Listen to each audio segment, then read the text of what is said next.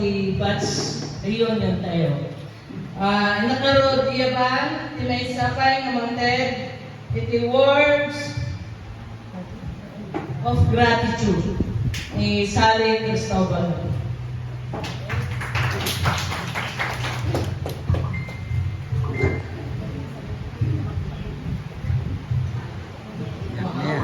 Salit-salit talaga ito.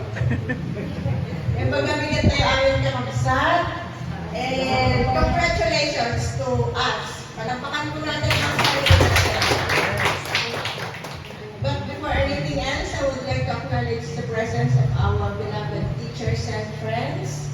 Ma'am Eugene, Ma'am Luz, Ma'am Larry, Ma'am Patty, Sir Ellie, Sir Jimmy, Sir Polly, Sir George. Maraming salamat po sa mga kaibigan po natin, sa mga asawa na nandito po, na nakikiisa sa atin. Magandang umaga po sa ating lahat. Bakit nga po ba tayo nandito ngayon? Ano ang sineselebrate natin? Bakit tayo nandito ngayon? Anyone for the crowd? Bakit tayo nandito ngayon? Anyone? Anyone? May pa-premyo to. Sige. We are celebrating our friendship. Yes?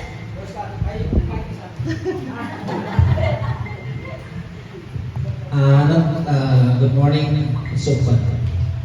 Nandito tayo para dito tayo kaya mga termine. Gamit kita naman yung mga Tagalog. At ito'y tayo anit at para nipod nagayay back 58 and makita tayo pa yung nagayay pictures tayo ng idol tayo i-idol tayo so natin gapo kaya dato'y tayo amin then thank you din sa host na siya nakakapanood na nakikita taamo tayo adote awanen di kamu no talo winupat tawan di mas tayo. Tatlo. From 85 to 88. Bilo, correct. From 85 to 88. Ilan lang, ma'am? Okay.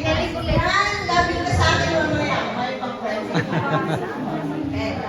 It's been 35 long years. Yes. Graduate tayo sa ating alma mater. Napakabilis ko ng pagkakataon. Napakabilis ko ng panahon. Ang dami na pong nagbago. Nagbago na yung mga lugar na pinupuntahan natin, yung mga kinakausap ko natin, yung mga itsura natin. At ang isang pinamatinding nagbago, ang mga waistline natin. Ito ba? Sumunod sa Quezon. Andirais na ngayon. Noon wala pang andirais. Napakapalad po natin na nandito tayo ngayon at nagsa-celebrate. Pero ang ilan po sa atin ay hindi na talaga natin makikita at makakasama pa. I would like to mention Milo Corameng, Divorcio Luis, Dominica Ortizo, Dave Pulmit, and Josephine Prado. I know they are looking and smiling. Bakit nga ba isa ang high school reunion sa mga nilook forward natin na puntahan? Simply because it is the most memorable transition from teenager to adulthood.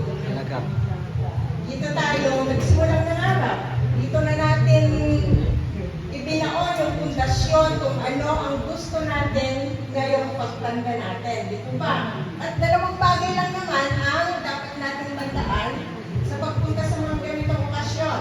Una, ang hindi daw marunong lumingon sa pinanggalingan, hindi makakarating sa paroroonan.